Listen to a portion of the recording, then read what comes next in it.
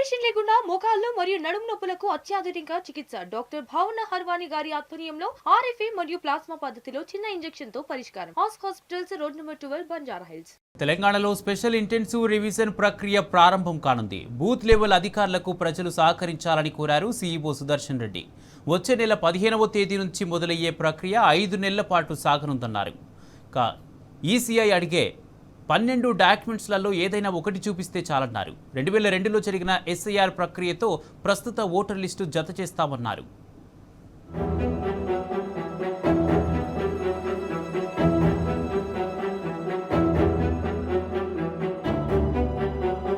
తెలంగాణలో ఓటర్ జాబితా ప్రక్షాళనకు ఎన్నికల సంఘం ప్రత్యేక చర్యలు చేపడుతోంది. రాష్ట్రంలో దాదాపు 25 ఏళ్ల తర్వాత స్పెషల్ ఇంటెన్సివ్ రివిజన్ అంటే ఎస్ఐఆర్ ప్రక్రియను నిర్వహించనున్నట్లు రాష్ట్ర ఎన్నికల అధికారి సుదర్శన్ రెడ్డి ప్రకటించారు. అర్హులైన ప్రతి ఒక్కరికి ఓటు హక్కు కల్పించడం, అనర్హులను జాబితా నుంచి తొలగించడమే ఈ ప్రక్రియ ముఖ్య ఉద్దేశమని ఆయన తెలిపారు. వచ్చే నెల 15 నుంచి రాష్ట్ర వ్యాప్తంగా ఎస్ఐఆర్ ప్రక్రియ ప్రారంభమవుతుంది. ఇందులో భాగంగా జూన్ 25 నుంచి జూలై 24 వరకు బూత్ లెవెల్ అధికారులు ఇంటింటికి వెళ్లి ఓటర్ల వివరాలను ధృవీకరిస్తారు. ప్రతి ఓటరుకు 2 ఎన్యూమరేషన్ ఫామ్లు అందజేస్తారు. ఒక ఫామ్ను పూర్తి చేసి తిరిగి బిఎల్ఓలకు ఇవ్వాల్సి ఉంటుంది. మరో ఫామ్ను అక్నాలెడ్జ్ కాపీగా ఓటర్లు తమ వద్ద ఉంచుకోవచ్చు. అలాగే voters.eci.gov.in వెబ్సైట్ ద్వారా ఆన్లైన్లో కూడా ఎన్యూమరేషన్ చేసుకునే అవకాశం కల్పించారు.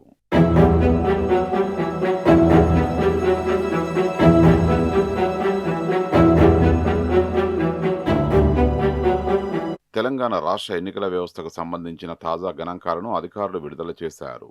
రాష్ట్రంలో మొత్తం 119 అసెంబ్లీ నియోజకవర్గాలు ఉండగా వాటిలో 12 ఎస్టీ, 19 ఎస్సీ, 88 సాధారణ నియోజకవర్గాలున్నాయి. రాష్ట్ర వ్యాప్తంగా 19,942 పోలింగ్ స్టేషన్ లొకేషన్లు ఏర్పాటు చేయగా మొత్తం పోలింగ్ స్టేషన్ల సంఖ్య 35,985గా నమోదైంది. వీటిలో 28,653 పోలింగ్ స్టేషన్లలో 1,200 మందిలోపు ఓటర్లు ఉండగా 7,332 పోలింగ్ స్టేషన్లలో 1,200 మందికి పైగా ఓటర్లు ఉన్నారు. ఎన్నికల నిర్వహణ కోసం రాష్ట్రంలో 33 జిల్లాల ఎన్నికల అధికారులు, 119 ఎన్నికల నమోదు అధికారులు, 867 అసిస్టెంట్ ఎన్నికల నమోదు అధికారులు, 3,596 బిఎల్ఓ సూపర్వైజర్లు, 35,985 బూత్ లెవెల్ అధికారులు పనిచేస్తున్నారు.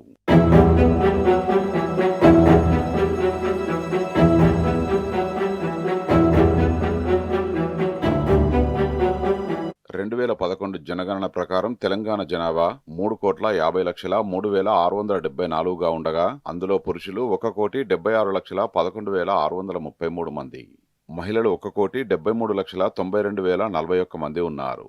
రాష్ట్ర లింగ నిష్పత్తి 988గా నమోదైంది. ప్రస్తుతం రాష్ట్రంలో మొత్తం సాధారణ ఓటర్ల సంఖ్య 3,39,24,664గా ఉంది. వీరిలో పురుషులు 1,68,18,902 మంది, మహిళలు 1,71,02,883 మంది, ట్రాన్స్జెండర్ ఓటర్లు 2,879 మంది ఉన్నారు. అలాగే రాష్ట్రంలో 5,22,946 మంది దివ్యాంగ ఓటర్లు, 3,573 మంది విదేశీ ఓటర్లు, 18 నుండి 19 ఏళ్ల మధ్య వయస్సు కలిగిన 8,18,605 మంది యువ ఓటర్లు ఉన్నారు. 85 ఏళ్లు పైబడిన సీనియర్ సిటిజన్ల సంఖ్య 2,09,086గా నమోదైంది. సర్వీస్ ఓటర్ల సంఖ్య 15,900గా ఉంది. ప్రీ ఎస్ఐఆర్ ఎలక్టర్ మ్యాపింగ్ ప్రకారం మొత్తం ఓటర్లలో 2,18,39,741 మంది మ్యాపింగ్ పూర్తి కాగా ఇది 64.38%గా అధికారులు వెల్లడించారు.